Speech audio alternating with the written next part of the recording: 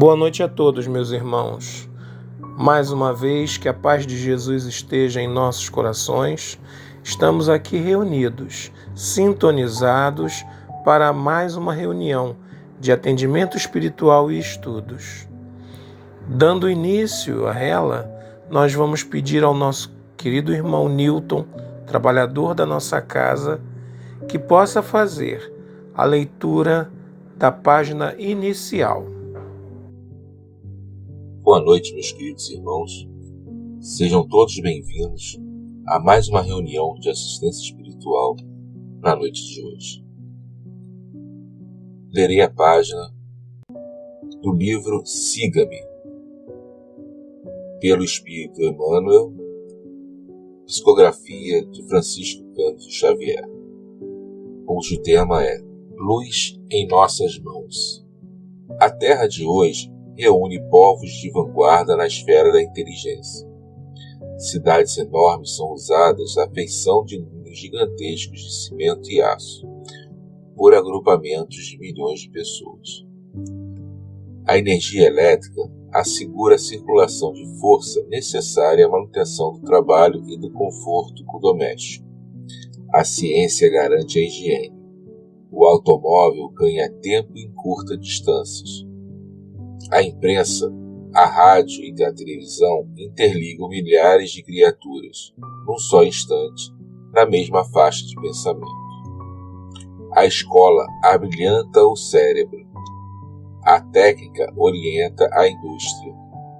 Os institutos sociais patrocinam os assuntos de previdência e segurança. O comércio, sabiamente dirigido, atende ao consumo com precisão. Entretanto, estaremos diante de civilização impecável? À frente desses empórios resplendentes de cultura e progresso material, recordemos as palavras dos instrutores de Allan Kardec, nas bases da codificação do Espiritismo. Perguntando a eles por que indícios se pode reconhecer uma civilização completa, através da questão número 793, constante de O Livro dos Espíritos, deles recolheu a seguinte resposta: reconhecê-la-eis pelos desenvolvimento moral.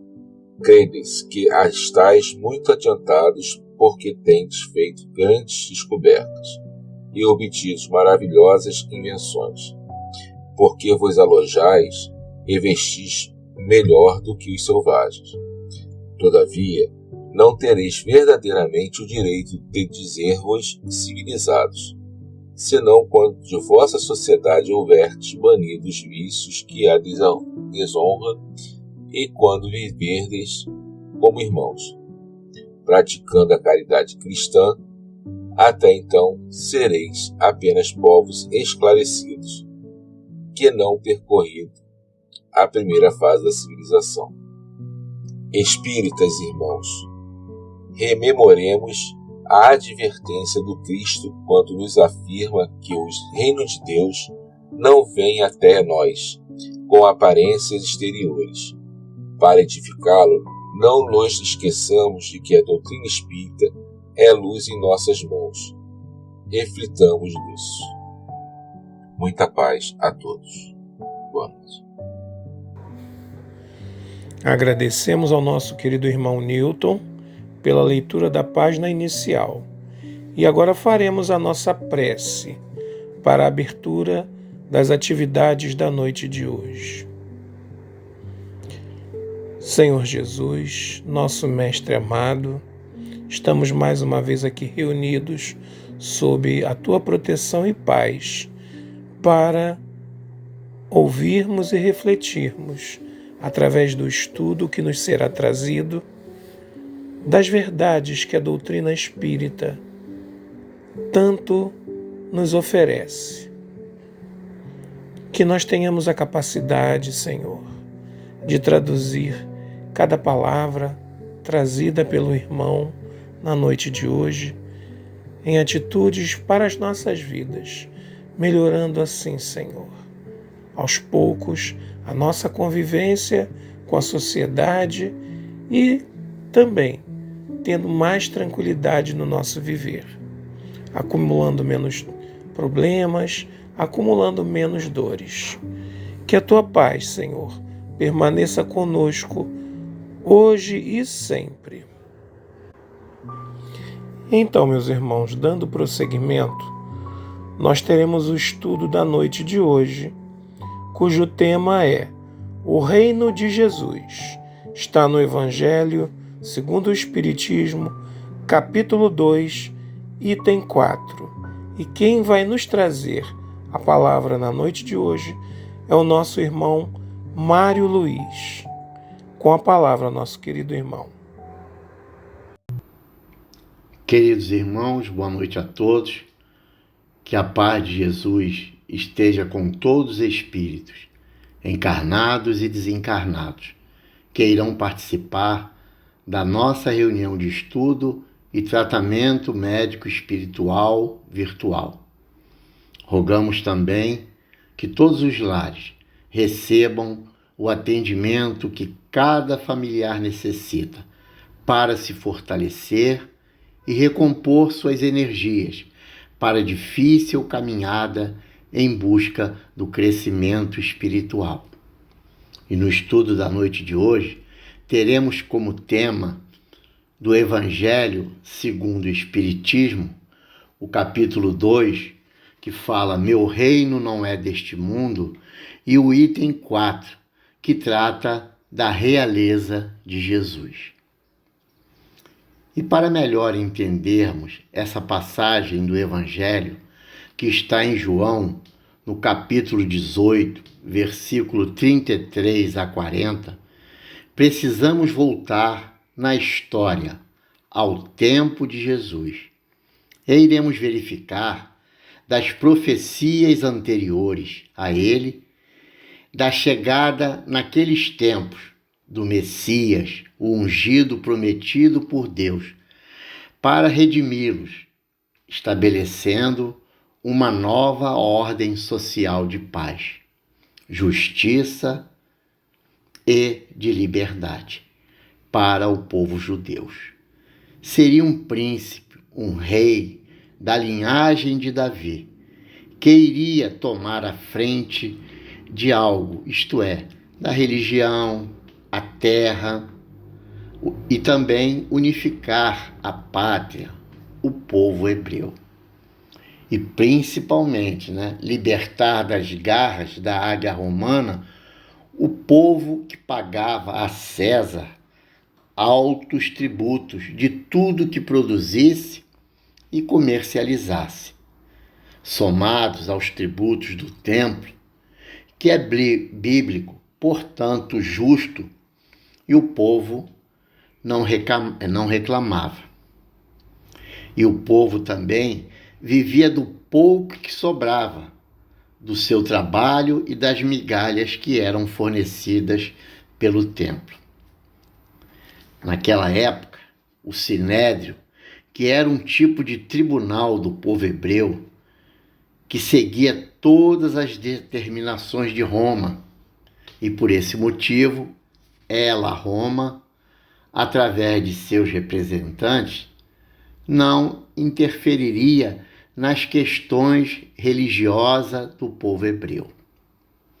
O Sinédrio era composto por sacerdotes, anciãos e escribas, que totalizavam 70 membros, mais o sumo sacerdote, que tem o voto de Minerva, e 2 escribas encarregados da lavratura das atas. O Sinédrio cuidava de todas as atividades religiosas, políticas, econômicas, administrativas e criminais. O exército hebreu, por determinação de Roma, ficou reduzido a apenas a segurança dos templos religiosos, uma pequena guarda. E devido aos rumores da presença do Messias em Jerusalém, os sacerdotes do templo, tendo à frente Anás e Caifás, e ambos eram saduceus, já acompanhavam Jesus de perto e de tudo que se falavam a respeito dele, das curas, do seu discurso revolucionário para a época e do temor que poderia ser Jesus para a harmonia entre o templo e Roma. Diziam que era o Messias, portanto, príncipe, rei e até o próprio Deus. Toda essa preocupação dos dirigentes do templo culminou com a investida de Jesus contra os vendilhões de coisas sagradas no templo. Pois era tempo de Páscoa, a cidade estava cheia, os bolsos repletos de ouro e prata. A arrecadação de impostos aumentava a cada dia. Temos então a teia formada. E logo após a última ceia com os apóstolos, Jesus caminha para o Getsemane, que fica no Vale das Oliveiras. É uma praça para orar com alguns de seus apóstolos. Logo a seguir veio traições, a prisão, negação de Jesus pelos guardas hebreus, a pré-condenação pelo Sinédrio, que na visão do sumo sacerdote não seria suficiente, pois depois de ter passado para o domínio romano, o povo hebreu ficou impedido de aplicar a pena capital, isto é, a pena de morte, a todo aquele que não cumprisse os mandamentos e se comparassem ou se dissesse ser superior a Deus. E a condenação seria por apedrejamento, decapitação ou enforcamento.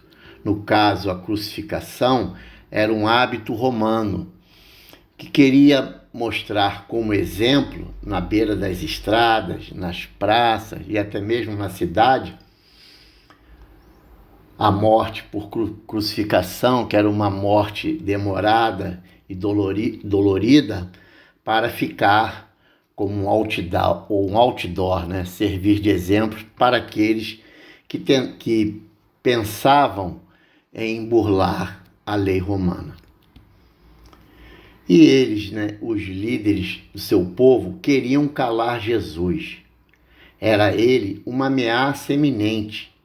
Então resolveram levar Jesus a Pôncio Pilatos, governador romano da província da Judéia, que ficava no pretório em Jerusalém, local jurídico e administrativo, e por vezes se tornava residência oficial do procônsules, prefeitos ou governadores das províncias que foram anexadas ao Império Romano.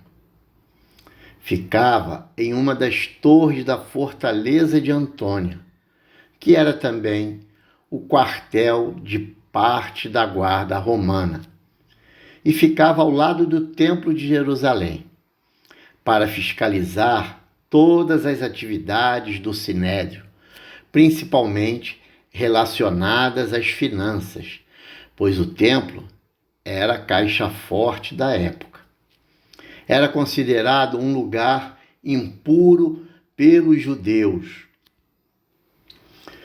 Depois de ser interrogado pelo Sinédrio, Jesus foi conduzido ao pretório pelos guardas do templo e alguns sacerdotes, para ser julgado pelo governador da época, Pôncio Pilatos, representante de Roma, que tinha o poder de punir com a pena capital ou libertar o acusado, dando o indulto.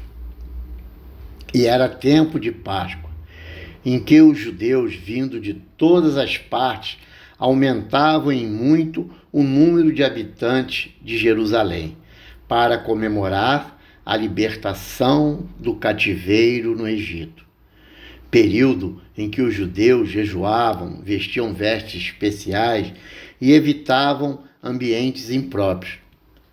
E havia conflito de opiniões entre os diversos grupos religiosos e estrangeiros que ali compareciam a Jerusalém para participar das festas da Páscoa. E logo depois de ser interrogado pelo Sinédrio, Jesus foi conduzido ao Pretório pelos guardas do templo e alguns sacerdotes para ser julgado pelo governador da época, Pôncio Pilatos, representante de Roma, que tinha o poder de punir com a pena capital ou libertar o acusado, dando o indulto pascual a apenas um condenado, não importando o crime cometido.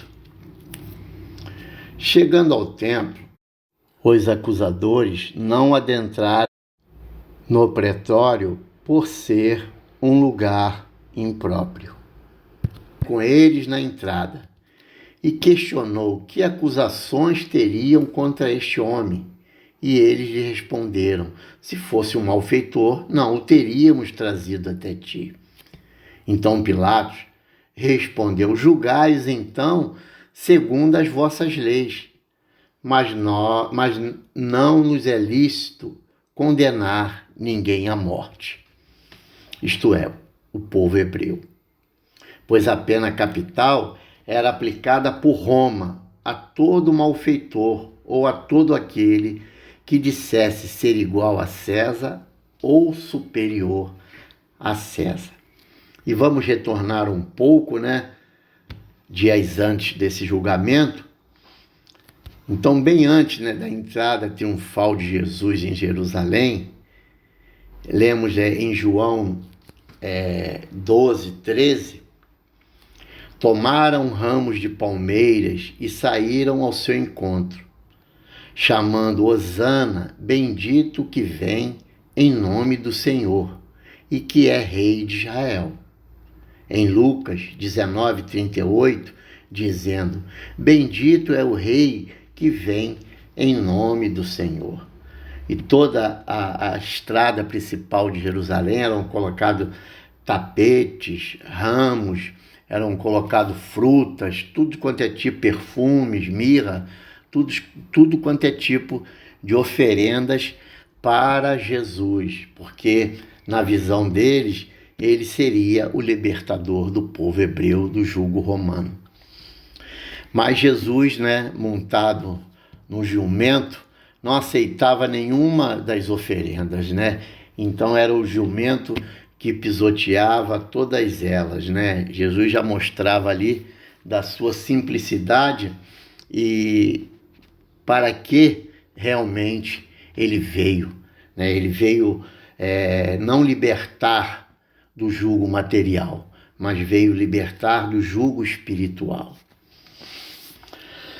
E nessa e em outras tantas passagens dos evangelhos, vemos que os seguidores de Jesus viam nele o libertador de Israel, o novo rei, que iria instalar na terra um novo reino, livre dos domínios estrangeiros que tanto feriram o orgulho e o brio da raça hebraica.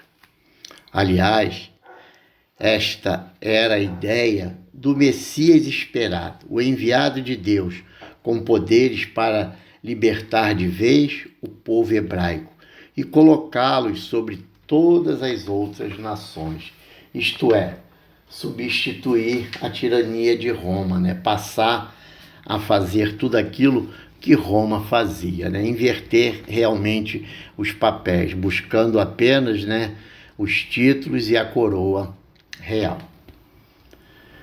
Por isso que nós podemos compreender o porquê da pergunta simples de Pilatos, em querendo procurar um motivo para condenar Jesus e acalmar a ira do Sinédrio. Pilatos, então, após adentrar no palácio e faz Jesus vir até ele e pergunta: Tu és o rei dos judeus? Jesus responde: Meu reino não é deste mundo. Se o meu reino fosse deste mundo, a minha gente houvera combatido para impedir que eu caísse nas mãos dos judeus. Mas o meu reino ainda não é aqui. Disse-lhe então Pilatos: És, pois, rei? Tu dizes que eu sou rei. Eu não nasci nem vim a este mundo, senão para dar testemunho da verdade. Todo aquele que é da verdade ouve a minha voz. Pilatos então perguntou a Jesus o que era a verdade. E Jesus se calou, pois Pilatos não estava preparado ainda para distinguir o joio do trigo, o pão da vida. Então Pilatos se dirigiu aos judeus e disse: Eu não vejo motivos para condenação, e pediu que encaminhasse Jesus para ser julgado por Herodes, que era governador da Galileia, pois Jesus era galileu, então deveria ser julgado por Herodes, que era governador da Galileia. Mas Herodes, novamente, pelos mesmos motivos que poderia levar Jesus à crucificação, pois ele não era um malfeitor, ele não era adúltero, ele não era ladrão, ele não falava mal, nem dos romanos, nem dos judeus, ele não se dizia Deus, ele também não se dizia maior ou igual a César, então não teria Herodes também como condenar Jesus. Então Herodes retorna novamente Jesus a Pôncio Pilatos, que finalmente lavou as mãos, pois ele não tinha motivo justo para condená-lo. Ele não ameaçava a coroa real e os títulos verdadeiros de poder dado pelos deuses do Olimpo. Então, como responder a Pilatos se ele estava cego das verdades do seu reino? Então se calou diante de Pilatos e deixou seguir o que já estava previsto. E logo a seguir temos o flagício, a via dolorosa e a crucificação de Jesus. O que Jesus deixou bem claro foi a finalidade da sua missão, em trazer e viver a verdade das leis morais, indispensáveis para a existência do reino de Deus nos corações humanos e, por consequência, na própria terra. Sabia ser o enviado de Deus para iniciar uma nova era na evolução da humanidade, com a visão real da vida espiritual e eterna. Jesus veio sim combater os princípios defendidos pelos sacerdotes, que eram justamente o cumprimento das leis de Deus, que proporcionava bens materiais, a supremacia da nação, isto é, o povo, a religião, a terra, a vitória sobre os inimigos, ocupar o lugar de Roma. As derrotas e calamidades eram o castigo imposto por Deus. Anjos sendo seres privilegiados da criação. Ideias imprecisas da vida futura. Então Jesus veio combater todos esses conceitos errôneos e afirmar que a felicidade e a vida futura são o eixo principal do ensino do Cristo. Jesus apresenta uma nova proposta para a humanidade, da existência de outro mundo. Lá, a justiça de Deus dita as regras. Lá é o seu reino. Lá ele encontra a sua glória. Lá, a moeda de troca é a caridade. Os títulos são valores morais adquiridos. A coroa real é medida não pelos bens e títulos materiais, mas pelo bem que fizeste ao seu irmão.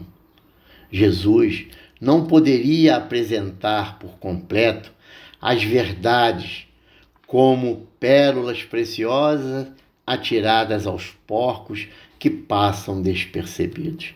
Apenas ideias, princípios, provocando o despertar de consciências. E o Espiritismo, e somente ele, veio completar o ensino do Cristo, isto é, o Consolador que fora prometido em época prevista, e revelar as palavras e responder aos sacerdotes, Césares e Pilatos, que coroas e títulos, ouro e prata, o são bens passageiros que foram dados por Deus e podem ser tirados a qualquer momento. E fica apenas os nomes gravados nas lápides de túmulos caiados de branco, que por dentro é só podridão. Jesus foi muito além dos valores humanos, perecíveis, pois a verdade está com ele. Ele é o caminho, a verdade e a vida. E ninguém vai ao Pai se não for por ele e através dele. Pela importância desta passagem, que foram registradas pelas lentes oculares e os ouvidos aguçados de João, que está no capítulo 18, versículo 33 a 40, e no capítulo 17, versículo 20 e 21, no momento mais tenso da história do cristianismo. E sabiamente, e inspirado pelos reveladores do Consolador, Kardec nos apresenta, no início desta obra, no Evangelho segundo o Espiritismo, capítulo 2, a realeza real de Jesus, com a supremacia dos valores morais em contraste permanente com os títulos perecíveis que servem apenas como provas de adiantamento individual e coletivo do bom uso que fizermos dele. E novamente, o Cristo redivivo retorna através do Consolador que nos fora prometido e vem responder às perguntas de quem somos, de onde viemos, para onde iremos após a morte, qual o nosso destino, sofrer ou ser feliz, céu ou inferno. Vem trazer conceitos de vida plena, vida espiritual, família universal, progresso, material, intelectual, moral, e que a nossa fatalidade é ser feliz, atingir a perfeição. Deixa de ser mera hipótese, simples artigo de fé, para se tornarem realidade em vida plena, em outros padrões vibratórios, isto é, na vida espiritual. Este sim é o reino que Jesus promete nas bem-aventuranças, e que o reino de Deus está dentro de nós, na certeza da consciência tranquila. Não querer para os outros aquilo que não gostariam que o fizessem a si mesmo, e não em títulos de nobreza temporal. Faraós, reis, juízes, generais, tiranos, líderes religiosos, heróis, entre o ouro e o poder, de vitórias em vitória, comandam na terra a vida transitória, erguendo sobre o povo os braços soberanos, e passaram fremindo, arrojados, agitando um povo, uma região, uma época, provocando dor, tirania, escravidão física e psicológica. Por esses títulos transitórios, perecíveis, com o tempo, Jesus negou e renegou diante de Pilatos, rei dos artistas, filósofos, escritores, poetas e tantos outros, oriundo do mérito pessoal. O Cristo também poderia receber o título de rei, pois é indiscutivelmente maior em valores morais do que cinge a coroa real. Mestre, assim ele gostava de ser chamado. Para os cristãos, excelso Rei do Amor, que traz consigo somente um tesouro, o coração divino. Muita paz a todos. Agradecemos ao nosso irmão Mário pela palestra, pelo estudo, pelas palavras da noite de hoje. E vamos agora então, meus irmãos, à nossa prece final.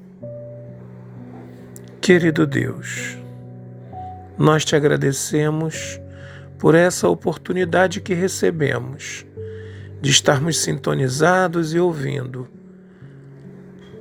palavras consoladoras, palavras importantes para o nosso dia a dia. Que tu possas continuar conosco, Senhor, nos amparando e nos protegendo, nos fortalecendo diante dos desafios diários, aos quais são necessários que passemos para o nosso aprendizado eterno.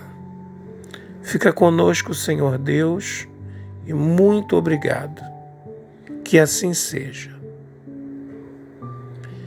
E nós agora, meus irmãos, lembramos que para nós usufruirmos das vibrações que serão emanadas, todos precisam ficar e permanecer sintonizados até o finalzinho da música. Muita paz para todos.